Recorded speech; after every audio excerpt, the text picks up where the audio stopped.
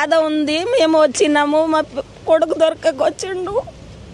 కొడుకు ఒక బట్టన దొరికితే తీసుకుపోతాము, ఒక బాడీ అయినా దొరికితే మన చేసి ఆత్మకి శాంతి చేసుకుంటాము.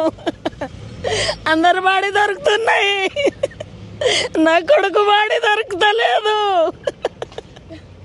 నా బాధ ఎవరు అర్థం చేసుకోలేదు.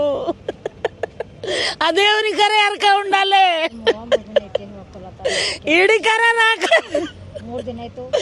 ఏనికోసము కొడుకుని ఎందుకు తెలివకొచ్చింది. ఎన్నో బాడీలు వచ్చినాయి, వాళ్ళ మనసు లేదు. 4 రోజుల నుండి ఇంతమంది ఇడికి వచ్చి చూస్తున్నాము, పతే లేదు.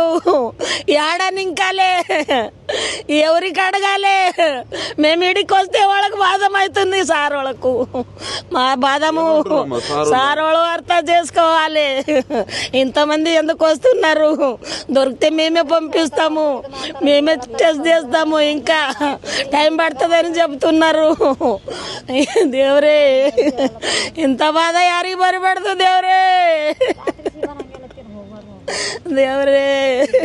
4 రోజుల నుండి వస్తున్నాము, పోతున్నాము. ఈడ ఉంటే వాళ్ళకు ఇబ్బంది అవుతున్నది, సార్ వాళ్ళకు ఏడుచుకుంటే ఈడ కూర్చుంటున్నారు అంటున్నారు. మా బాధ కోసం మేము కూర్చున్నాము.